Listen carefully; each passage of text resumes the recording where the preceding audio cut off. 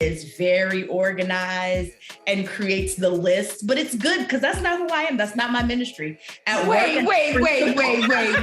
Let's go back for a second because he said he's booking Airbnbs when he lands. So what part makes you say that he's more planful than you are? If he's like, I'll wing it when I get there.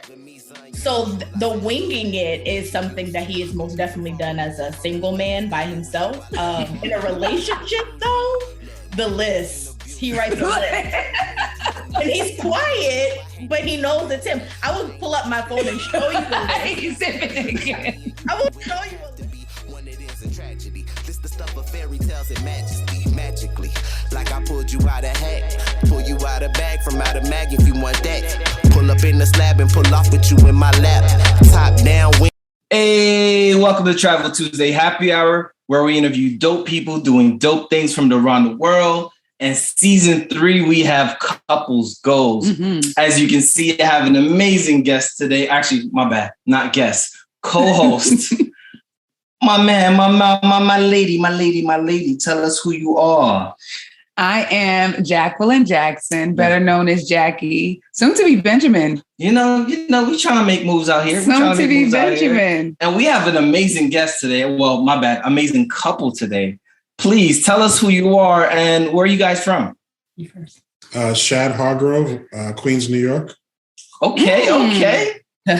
Lena Dowdell, Aliquippa, Pennsylvania. So hold up. She said Aliquippa. We got Queens meet Aliquippa. This is Brooklyn meet Queens. But you're talking about Queens and Aliquippa. How that happen? Go ahead. You got it. No, you got it. 2016, something like that. I've lived in New York for 10 or 12 years now. We met, like many of folks our age, online. Started dating. He was living in New Jersey, and we're here. Oh, wow. So from Aliquippa, but Harlem resident. Okay. That's dope. So what do you guys do? I am a principal of a lovely middle school in East Harlem.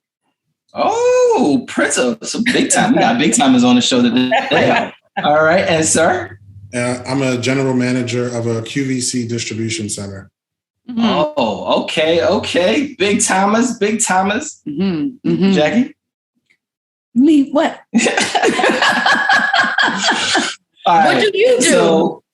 So what do what do you do, Jackie? I thought I was only here for support. Okay, that's fine. I am the Chief Operations Officer for the New York Urban League, and I also am the Executive Director of a program called the Royalty Project, which promotes positive self-images and self-esteem amongst youth of color, ages 10 to 14, middle school. Well, it sounds like after this. Right. That's my age grade. That's us. That's me. We need to make this work. So yeah. Y'all met what year again, please? Remind me again. Like 2016, I think. 2016. Oh, come on. Old is nothing but a number. You feel young at heart. You good. I do, but when it comes to dates and times, I'm kind of like, oh, yeah, that memory gets like, when was it again? So now, since the memory ain't all that great, and y'all seem to not remember when y'all first met, so when was the first trip y'all took together?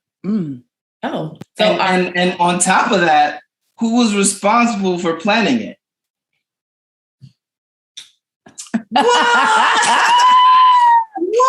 All right. So tell us about that. So where did you guys go? So the first trip we took together was actually Chicago, Illinois. Nice. Nice. All right. And so was there like resistance, or was it like, all right, you swept her off her feet and she was like, I'll go wherever you tell me. Look, blink twice if you're going to be in trouble. right. No, she didn't get resistance. We were just both excited to go and explore the city together. Oh, wow. Nice. What time of year did you go to Chicago? Because Chicago can be different at different times of the year. Yep. It was winter. So we went in January. It was nice. It was cold. The coldest month of the year. I mean, but you're in New York now, so you should be accustomed. And from Aliquippa, and I grew up in Western Pennsylvania, so it's cold there too. Okay, that Erie Lake effect is always over there. So Chicago winter is the same thing as Pittsburgh, right? No, that wind is different. No, it was worse. It was worse. But it was still a good time. It was nice. He used to live in Chicago, a little bit before I met him. So he wanted to give me a taste of Chicago, I guess, through his eyes. So it was really cool. We got to do some things that he liked to do and visit some places that he frequented. So it was sweet. And then I have a sorority sister who lives there. So we drove past her house and we got to chat for a little bit. So it was good. Oh, that sounds cool. So who decides on, so this was the first trip y'all took on, right? So from that point forward, you kind of trusted him and all right, you're not too bad in this trip planning process. As you guys move forward, how do you decide where to go and who's planning it? Well, if you know me, I'm a little bossy. So sometimes it's me deciding. Brother, look, I'm going to take one with you. Salute to happy hour. It's me deciding what to do. The trip that was actually after that was one with my best friend. So we had kind of already planned it, but it happened to be a place he really enjoyed. So he's like, hey, maybe I'll come hang out with you guys for the weekend. We're all pretty friendly. So that's kind of how it happened. Oh, nice. But since then, as far as planning, it's kind of been both. We'll just discuss. He's been many more places than I have ever been. So a lot of the times he'll suggest some places, the handful that he hasn't been, as options to consider. And just kind of I'm open to anything because there's just been so many places I haven't been. So I'm kind of okay, cool, let's go. What are we going to do? Or where are we going to plan to go next? So logistically, do you guys share the planning process, or is it based on if you're familiar with where you've been? Good question. That is a good question. A little bit of both. So I think if it's his idea, then I kind of just go with it completely, whatever. He's like, okay, this is what we're going to do. This is where we're going to go. I'm like, all right. I trust him to make a good decision. If it's something that I've chosen and I may want to have, I don't like this. What is this? What's that? But if it's something that I've planned or something that I've worked on, then I may suggest more things. But I don't know. I'm trying to be a little more or a little less controlling about all the things. How's that coming along? Okay. He sips and winks. We need you sober by the time the show is over, my brother. I think that's how good it's going. That's how good it's going. Okay. So, why do you travel? If you had to answer the question of what makes you want to travel, what gives you the inspiration to travel, how would you respond to that? For me, it started as a child. So my family on my mother's side is originally from Hamilton, Bermuda.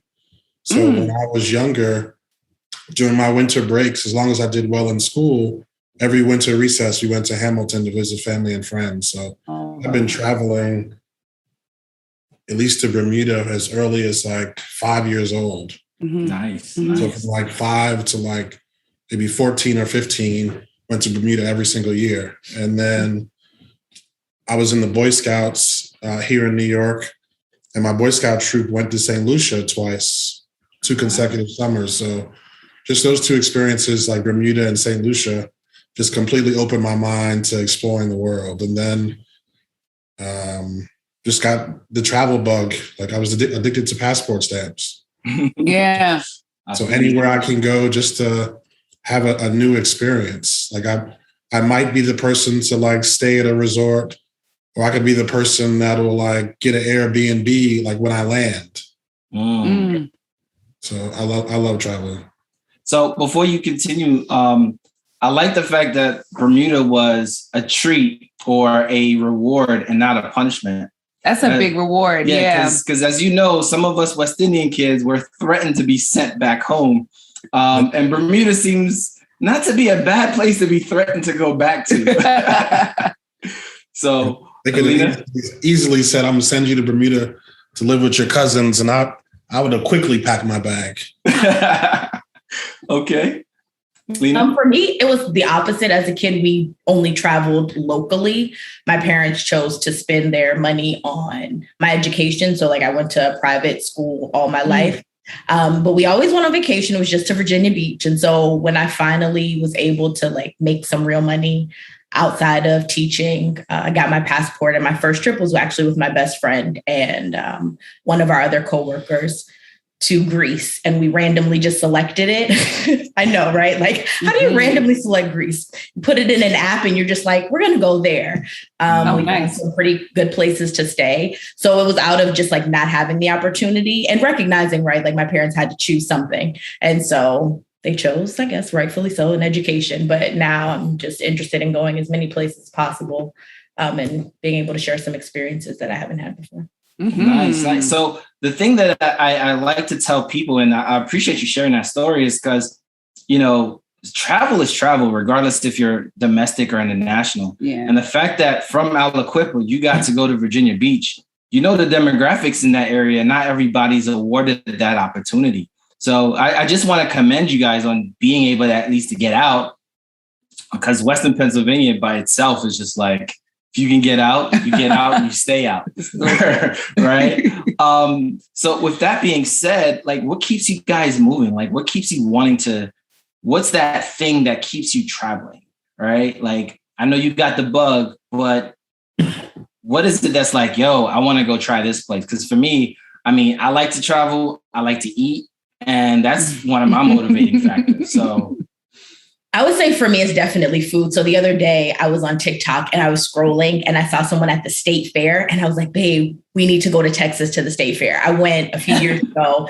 I had a co-teacher who was from Texas. So we went on like an Indigenous Peoples weekend. It was a long weekend and we went to the fair and it was so delicious. And so she and I used to joke all the time, like, you know, we're going to start a blog. We're going to quit teaching. We're going to travel the country, eating our way through life, just two teachers eating our way through life. So definitely food. I love food and even architecture. Like I've never like formally gotten into things like that, but I love to, I think I probably get it from my mom, like sightsee and see picturesque views. And so that was definitely like the selling point when we went to Greece, like riding on the hill to Oya and like then taking the photos. Yeah, it was great. Okay. And where, before we continue, where in Greece did you go? Because I mean, I clearly didn't see the Santorini cliffs, all flowy dressing, you know, on your timeline. So where did you go particularly? We did. We went to Santorini, we went to Mykonos, and we went to Athens. I am on social media, but I'm more of a lurker than a poster. A handful of things, but I don't post too much. Well, if you didn't post, you wasn't there. Isn't that the case? So they say. Okay. And sir, yourself? So for me, it's the food, but it's not the eating I enjoy, but it's more so the process.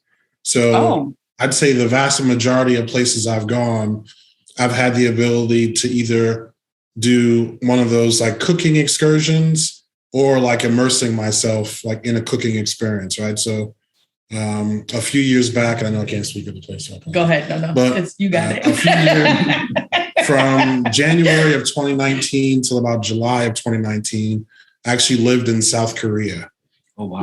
So during the time that I was there, I would volunteer every Saturday or every other Saturday if I wasn't traveling somewhere else in a soup kitchen. So for me, it was me and like 5 other like Korean grandmothers cooking in a kitchen together. We couldn't speak the same language. They knew I had an idea of what I was doing based on how I was cutting the vegetables. So they kept giving me more, but I literally cooked for about 60 people with these 5 other women, not being able to communicate, but making all authentic like Korean dishes. So like for me, traveling is about like immersing myself in that culture's cuisine so that I can learn it and take something away from it. Because there's so many different flavors and smells that we've never been exposed to before. And that's amazing because you touch on the fact how traveling for food, not necessarily just traveling for food, but experiencing, immersing yourself in the culture, that's heavy. Because one of the things that a lot of us aren't shown or taught early on is to embrace other people's cultures, right? you grew up in Queens, so you knew what the cultural differences were and the tension that was held between all of us in the areas. And then especially in the Western Pennsylvania side, it's a blended community, but you don't see the culture as much as possible. So it's amazing that you guys have that in common, and can actually really be able to like express how it meant to you. Jackie, anything? I just want to know what their most memorable trip was together. Like, I understand your different aspects of why you want to travel, your motivation, and what keeps you traveling. But as a couple, what was your most memorable trip together? So we haven't traveled like a whole bunch of places. So I would say definitely going to Costa Rica. I love the beach. It is my like Zen place. If I could live in a house by the water and like see the sunrise and the sunset, I'd be happy, my happiest self every day. So I would say definitely Costa Rica, being at the beach, being able to be free, away from work and all those things would definitely be it for me. Yeah, I would say the same, just because like we this travel journey of ours is still relatively new. So like Chicago is just the early part of this year. So while we have like, we're going to DC like tomorrow as an example. Oh, you leave tomorrow. And then in February, we're going to Dominican Republic. So the journey of us beginning to travel is still within this year. Yeah. That's dope. That's dope. And so like with it being so fresh, are there challenges as it relates to kind of like navigating this travel journey, right? Because you're in logistics, right? And then you're a principal. So, you know, when she's off, that's the most expensive tickets out there, right? She's like, yes. She's the principal, and she can almost tell the assistant principal, look, you got this, and then take that little bit of time. Is that true, though? So I have worked with my organization for almost 8 years. And so I have earned a level of flexibility. That a superintendent is pretty flexible. It's funny. He actually knows, well, they don't know each other well, but like he's met him and knows that like our relationship is long distance. And so he's always like, if you need more time or you need an extra day. So he's understanding to the nuances of our relationship. And I appreciate that. So it comes with like the principal clout, but also just having been there for a little while. Oh, good. Oh, wow. So, so you're saying, to Paige's question, scheduling is not a challenge. It is, because he works a lot. His industry is challenging. Okay. So also in those times that I'm off, so like during the holiday season, there is no time. So it's why we're going to DR in February. His birthday is actually next month, and it's his 40th birthday. So we're like, oh, let's do something really cool together. He likes to travel. I don't think he's been to DR. So I'm like, this will be a good time. But there's no way we could go next month, because in the industry that he's in, if it's a holiday, then he's locked down. Right. Yeah. So, I mean, there are some challenges, but I wouldn't say that's the biggest challenge. It's probably the way we travel. Like, he is very organized and creates the list, but it's good because that's not who I am. That's not my ministry. Wait.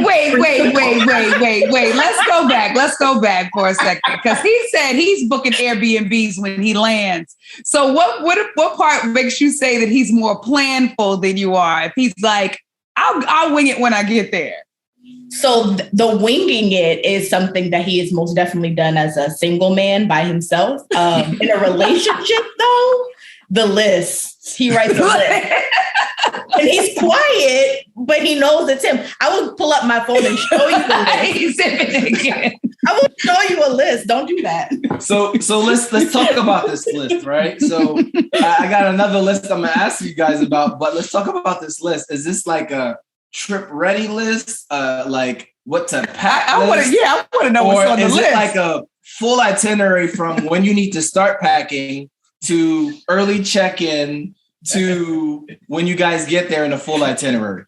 It's not that bad, but it is definitely what to bring. I am a person who will pack at the last minute, and by last minute, you know, the day before or something. What, 2-3 hours before you're supposed to leave the house? You know, listen, I could be making amendments up until that time.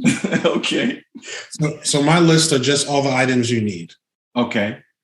I mean, they're great lists, though, because I'm a person who needs a list.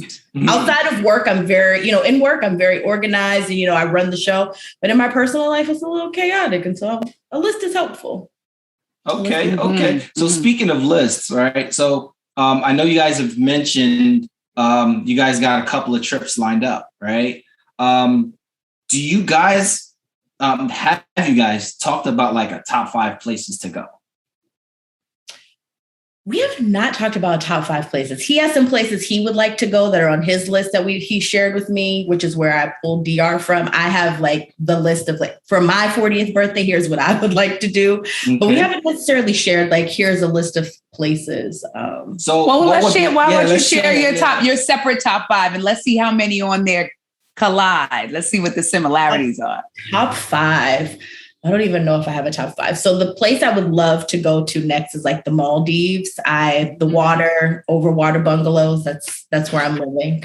Right. I would most certainly, I have to put this on my list because it's actually my son's top place. He's dying to go to Egypt. He's been wanting to go there. He's 7, but he's been wanting to go there for a really, really long time. And he's like, Mom, we really need to go there. And I was like, I got you. I would love to do some Southeast Asia. My friend Jessica and my friend Danielle talk about it all the time. There are places that they've traveled. South Africa is a place. I know that's on his list. That's at 4?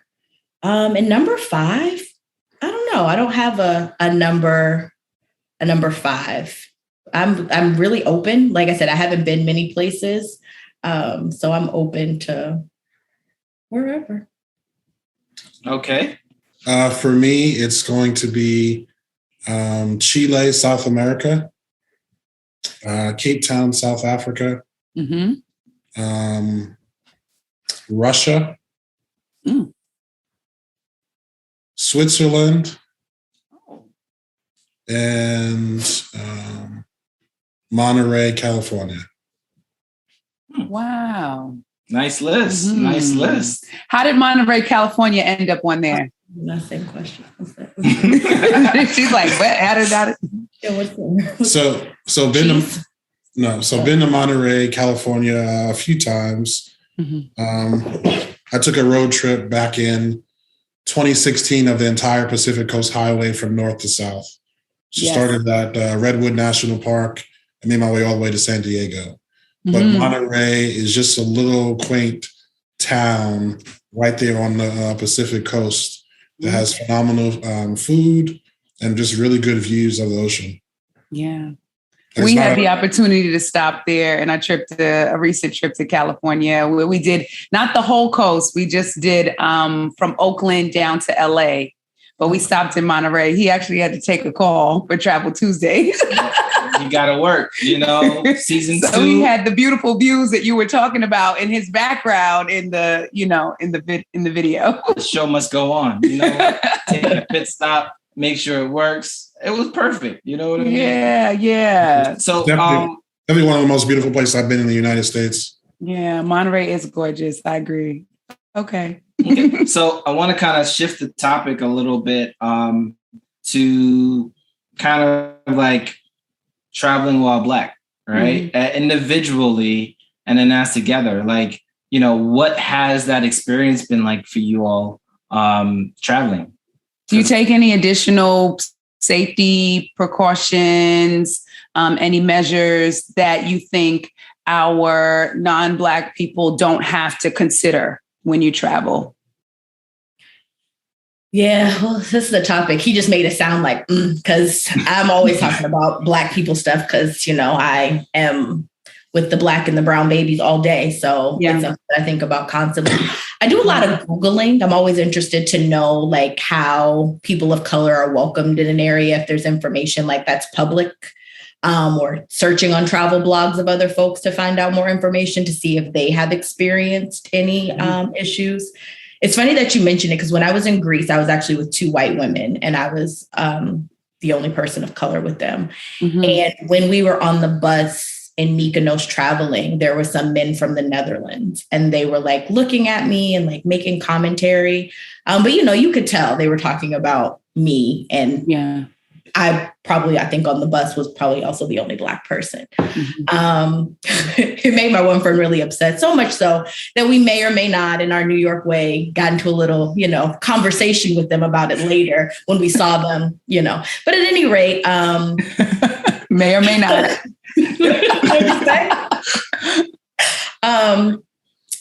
But for the most part, I haven't had too many issues, right? So like that was one instance where there was some commentary and we just kind of were really direct with them about the noticing of them speaking to us. I mean, it could have probably gone another way, but like I said, as New Yorkers, we kind of toe the line of what may be appropriate and inappropriate. But I often worry about those things, even traveling in the United States, right? Not even internationally. Something I get on him all the time about is like, make sure you let me know where you are, or where you're going to be, or where you're driving. Like, how are you getting there? Who else are you going to be with? So traveling anywhere while being Black is something that comes to mind for me, and it's something that I worry about.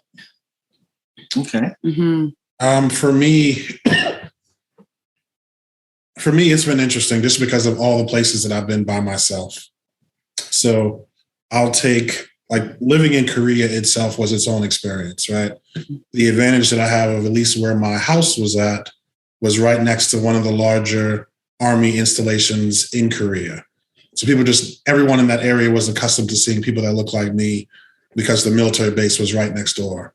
But it would be that random IKEA that I would go into 3 hours outside of Seoul city limits, where there's no one at all that looks like me, aside from if you turn on your television. So here I am asking for Swedish meatballs, mashed potatoes, and some Ligonberry juice, and people are just staring because I'm the only person there. Or going to a gym to play basketball and seeing some little kids, there with their coach. And children speak English very, very well there. And they were like, just because I was Black and shooting around, they asked me if I could dunk. And I was like, no, I can't dunk. But then like instances of like going to Spanish speaking countries, not staying at a hotel, having to meet someone randomly, like in an alley to get a key for an Airbnb, right? It's been challenging, but because it's important to me to like really immerse myself in those countries' culture. Like my Spanish is pretty decent to be able to navigate. My Korean is pretty decent to be able to navigate, like at least restaurant Korean and banking Korean to be able to eat and get money. Picked up a little bit of Japanese during times that I've been to Tokyo. So yeah, like for me, it's important to just be always mindful of my surroundings, right? So like just because I've been to like Jamaica and Costa Rica a lot, like I have a Costa Rican SIM card, a Jamaican SIM card, right? So that I always have a cell phone that if I do need to be able to get a hold of somebody, I can easily just pick up the phone. And so as a unit, have you guys seen, I know you guys mentioned you haven't traveled a lot, but have you seen a difference in how people see you, right? Perception of a woman by herself, perception of a man by himself, is different when they're combined, because as a couple, as a man with a woman, you're less threatening, right? And I'm going to use air quotes. And as a woman, you're less approachable. Yeah. Air quotes, right? Do you guys see that, or you guys really haven't gone far enough to really see where that's a difference? I would say I agree, especially when he was in Costa Rica with us and then when he left. So Jessica and I are always, and it's even in New York, I sit on a bench alone in New York and 8 out of 10 people are going to come and look at me or say something to me. Like random strangers in the street will approach me about a variety of things. And so when she and I were just together on the beach, people may come over to us and try to sell things to us or just talk to us generally. But if he was there, it was kind of like, oh, never mind. Right. And so I do think that sometimes when folks see women alone, we are targets, if you will, for lack of better words, of solicitation of things or just someone wanting to talk to us generally. Whereas if I'm with him walking down the street, nobody says anything. Even in my own neighborhood, someone who may stop me and say something to me, it's like I don't exist. You got your personal bodyguard. Right. They're not pressed for it. Right. So do you see a difference in how people see you when you're with her? No, I don't, honestly. Interesting. So, like, I'm gonna just throw a scenario, right? You're in the street walking by yourself. Is Karen walking across the street, or is she just walking past y'all because y'all together?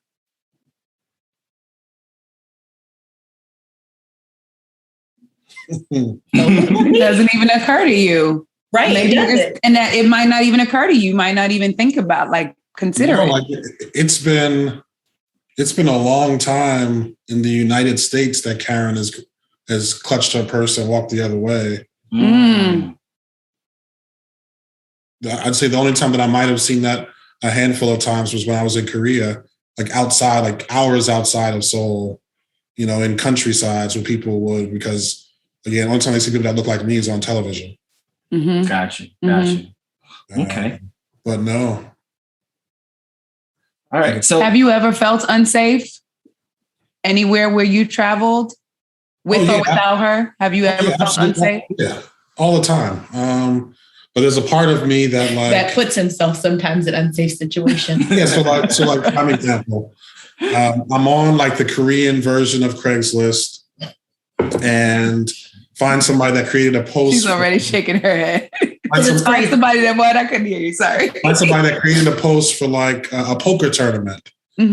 So I sent him a message in like this, the Korean version of WhatsApp. It's called Kakao. So sent him a message in Kakao. He gave me an address, told me to meet him at this location. I met him at this location. It was behind some back door in the back of a convenience store, had a full casino room in there. And I played poker. I want to say I only bought in for like the US equivalent of like $300. No one in the room, aside from the guy that invited me at the time, I knew could speak English. But within a matter of, I don't know, 5 hours, my $300 US equivalent turned into like 14,000 US equivalent. Then the next time poker shark. Then the next time I went was like another 10,000. Right. And I went the third time, and although I might have walked away with like 5,000, I ended up like, you know, losing a little bit so they wouldn't be intimidated by me. Okay. But like if at any time that place would have gotten raided, like this wouldn't even be a video interview. I would still be in the prison somewhere in Seoul. So I need to back you at the next poker tournament. Is that what you're saying? Or they're just bad in Seoul? No, it's just like I leverage the skills in poker for really being able to read body language. I can pick up on body language very, very well. And body language does not change irregardless of what color you are. Culture, of race, right. And it's like they were very telling in all of their behaviors. Like I just sat there with my headphones on because I couldn't talk to anybody. So just listen to music the whole time I was playing. But all of them had tells that I was able to pick up on in a matter of seconds. I took advantage of it. But again, I could have easily been in a foreign detention center somewhere. We're thankful for that. We appreciate for having you on the show and not streaming live from the Korean. So we're gonna move forward a little bit, and I appreciate you guys openly sharing those, because one of the things that I'm trying to educate the community is that traveling while Black is a thing, right? It's not just a thing here, and it's not always negative, right? And I wanted to ask you about your travels in East Asia or Southeast Asia, right?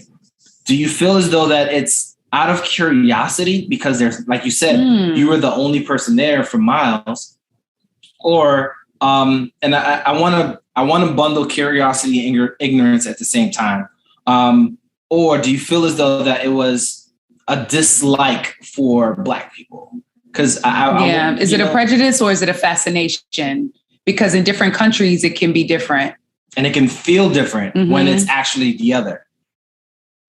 Yeah, so if I use Southeast Asia specifically, right? So it kind of all depends on the age of the individuals, right? So like older, your traditional Koreans may, walk a little bit faster or may not necessarily speak to you. Whereas the younger generation, they love our culture, they love our music, they love the clothes that we wear, the sneakers that we wear. Like the sneaker culture is probably just as large in Southeast Asia as it is in New York, Chicago, LA, Atlanta, right? Like they're in line on sneaker release stage just like we are in the US. Wow.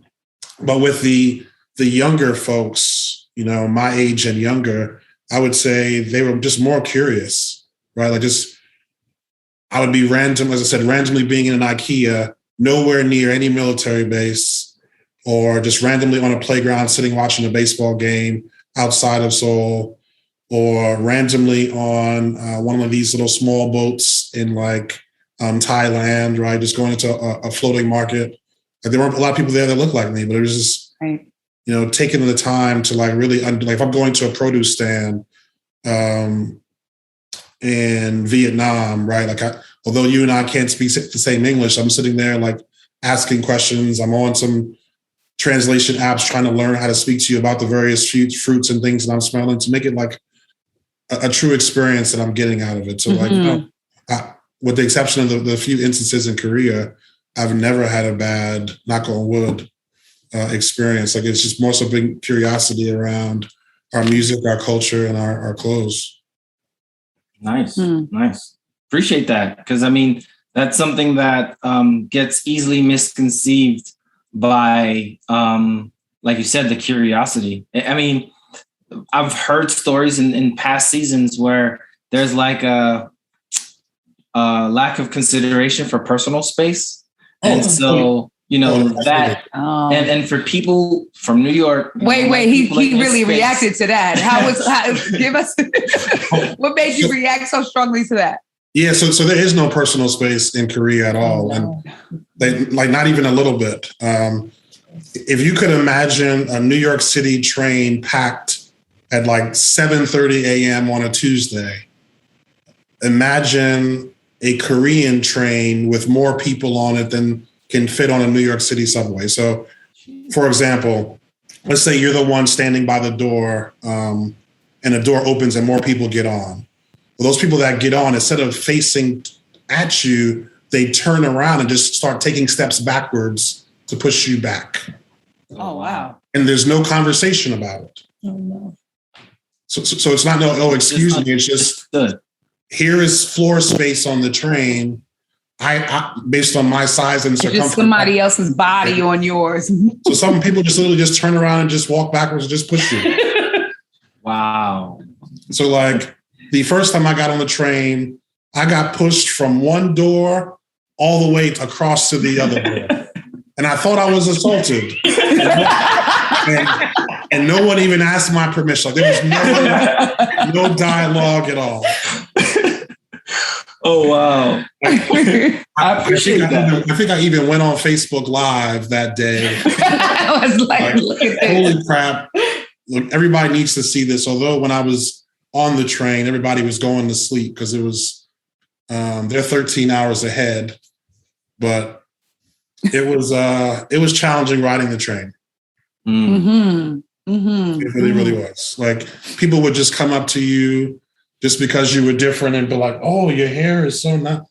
Yeah, like zero personal space. No, thank you. Yeah.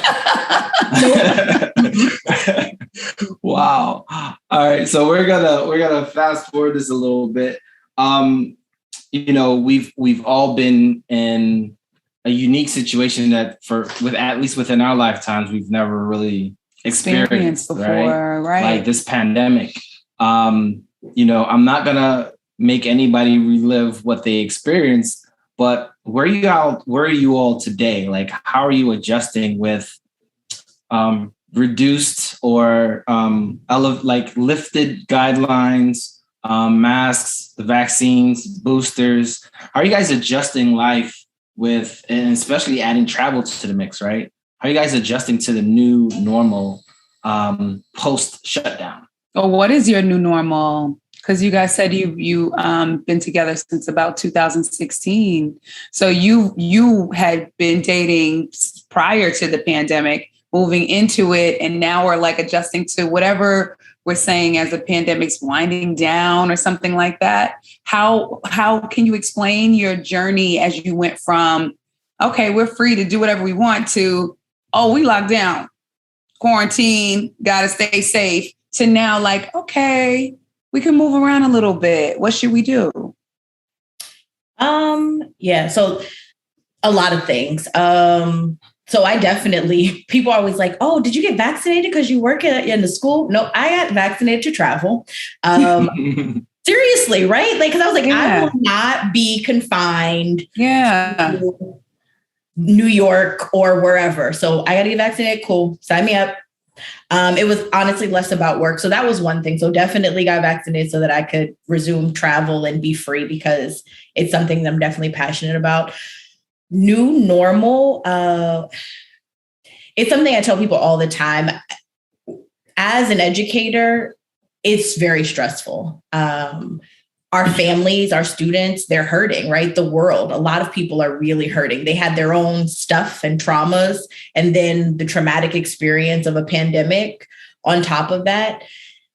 So for a new normal, it's trying to set some more boundaries, honestly, just so that I can stay a little bit sane, which comes to, when we were talking about taking time off work, I was a person who never took PTO days.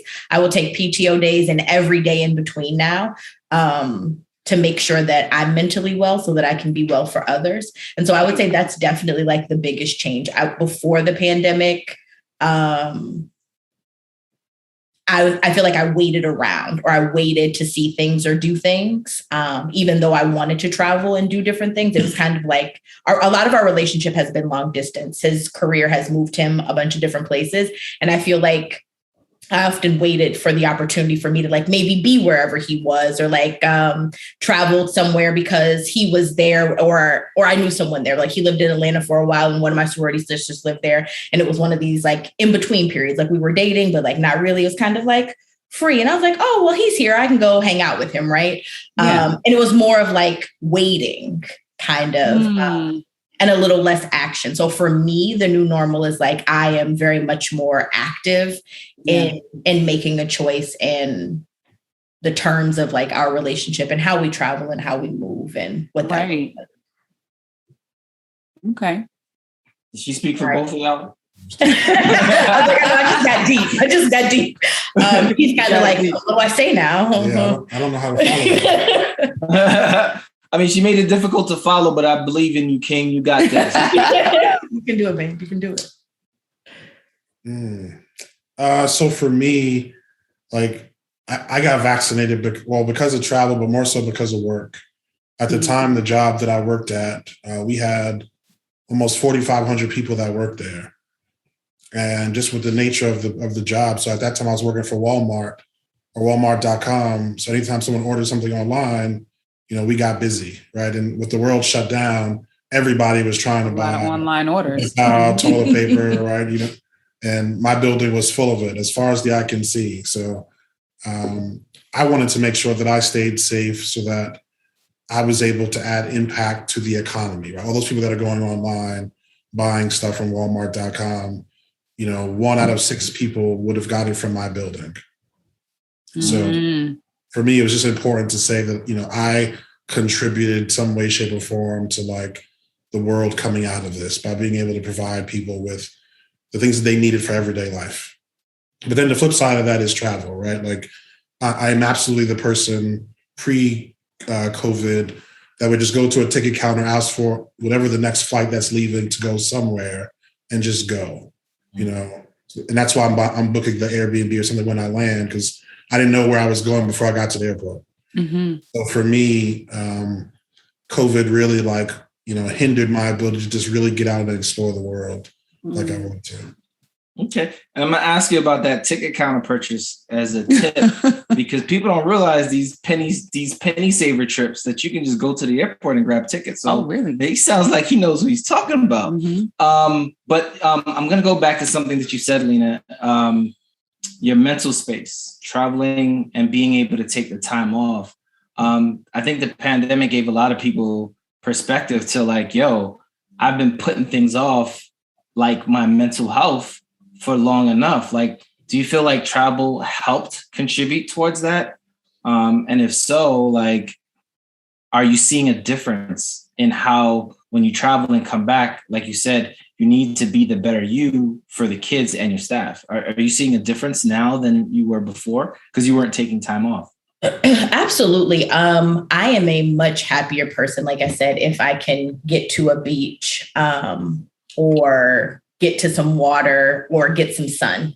And so anytime that I have been able to step away from work has made it easier, even though like I take PTO day and stay in New York and they still bother me. It's something about like the taking myself somewhere else, even if it's just like you said, even if it's sometimes just to my parents' house in Western Pennsylvania, it's the going there that is like, okay, I'm free. I can clear my mind. I can take some minutes to think. And then I come back and I'm a little bit more productive, or at least I'm a little nicer to them. I mean, they would say I'm nice most of the time. They really do like me. But, you know, when I got to be stern, then I have to be stern. Mm-hmm. Okay. Yeah. All right. So I really want to go forward with this travel tips. Right. As it relates to traveling, whether it's individually or as a couple, what are some tips that you would give some new couples or just individuals looking to get into traveling? Yes. I'm sorry. He had to step away for a moment. You the whole show, so we got this. Oh, no, it's Couples Gold show. Okay. She been, okay, no problem. The boss lady's on the screen. I would definitely say just do it. I think a lot of times folks get hung up in like the cost.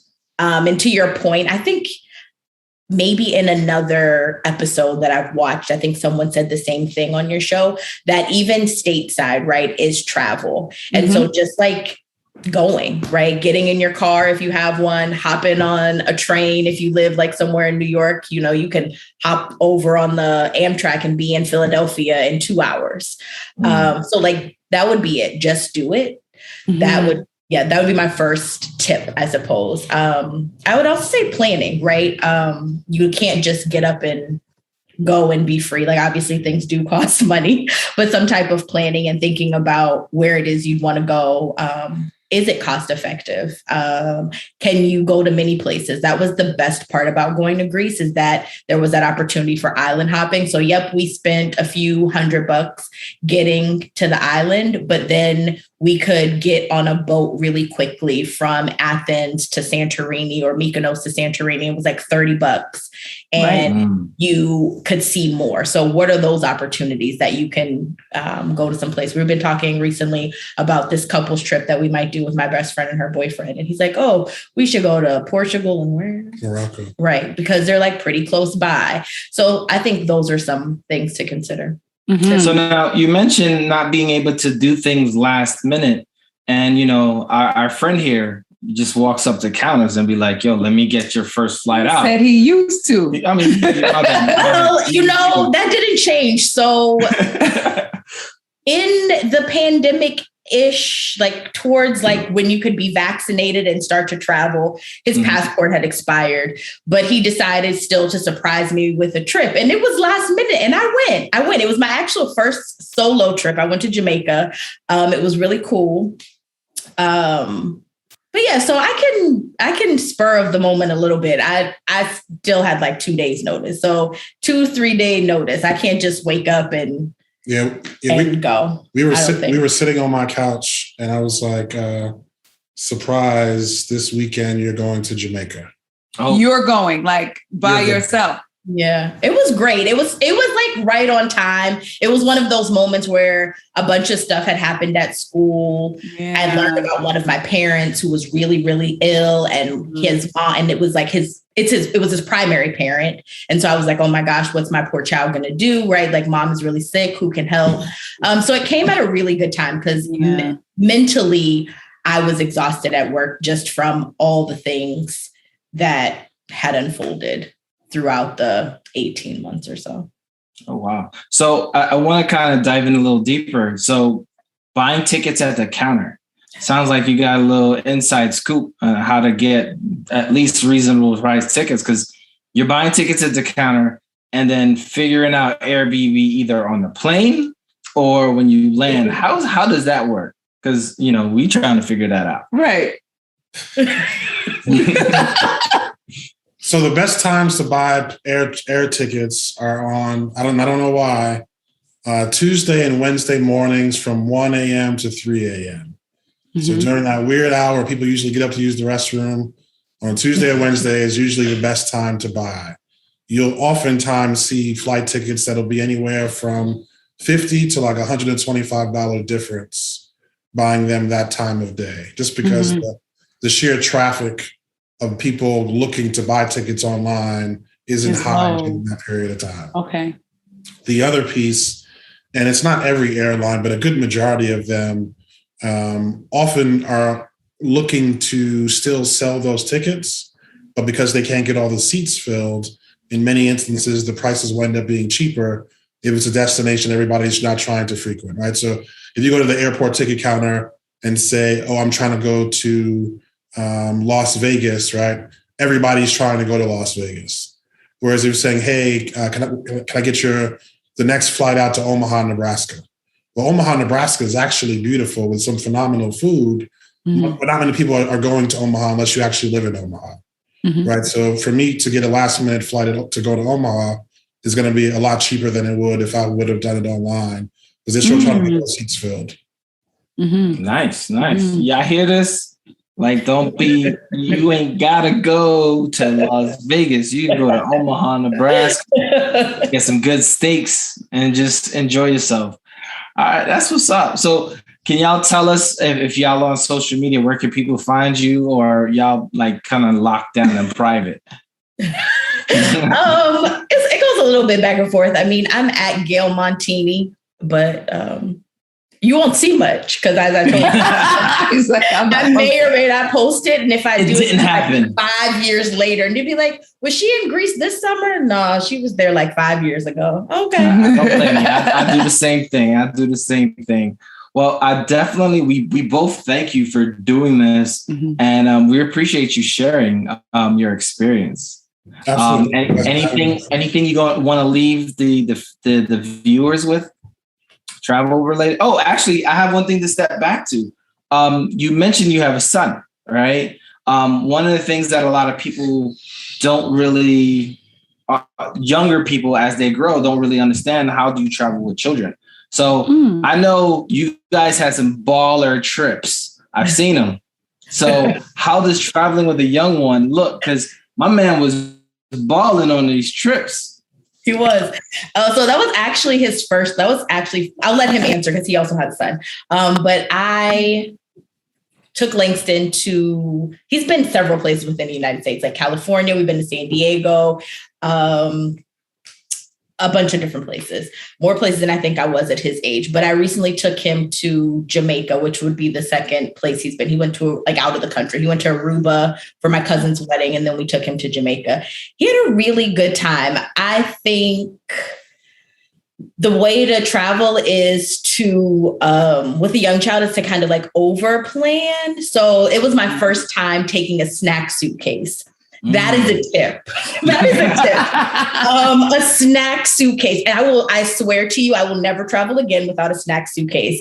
I need that for me. I know this was great for Langston. I'm now traveling with a snack suitcase. I put chips and candy, all the things that I like, because I like to snack in the afternoon or in the evening. And sometimes the things you really like are not there. So snack suitcase, fill it up with all the things that you enjoy. But that's what I did for him, because he's a super picky eater. So I know that he'll want cereal in the morning. He'll want certain snacks. And I know that they're not accessible everywhere, nor am I going to go searching high and low for those goldfish that he likes. That's nonsense. But I will bring them. So I'd say definitely plan that way. We looked for places that were kid friendly. So this place had a pool and a beach close by that we could walk to. I check out food options, seeing if there are food items that he would like. But he honestly is the sweetest.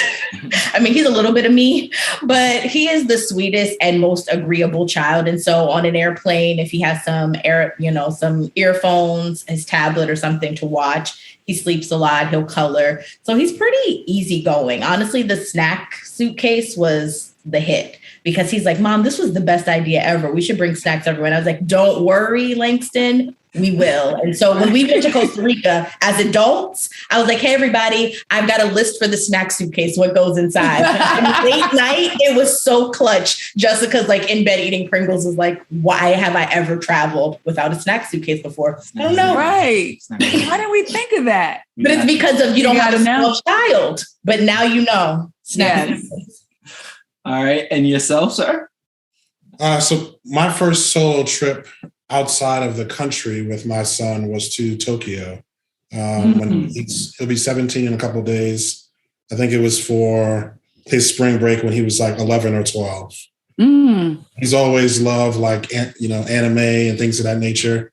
But for traveling with a child, similar to what Lena just called out, like, although I'm super spontaneous and I'll just get up and go, like you cannot do that abroad with a child. So like, we had itineraries, we had agendas, we had to be at places at particular times of the day.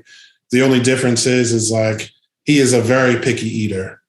So whereas I would try anything that I see being prepared on the street, I ended up learning, the Domino's pizza menu in Japanese.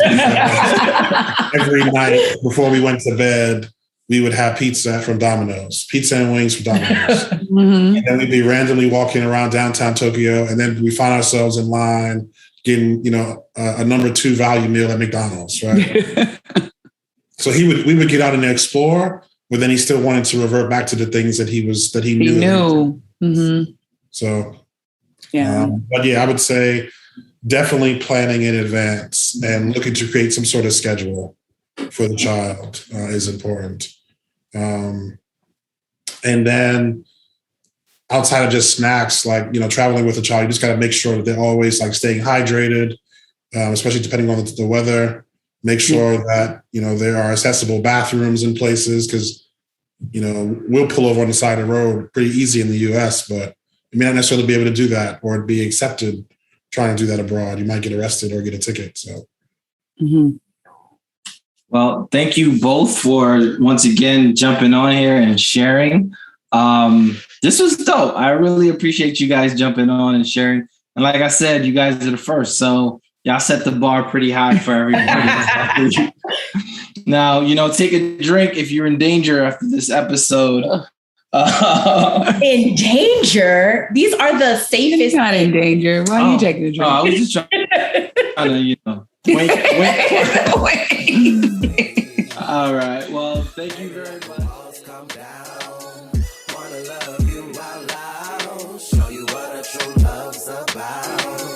If it's real love that you want.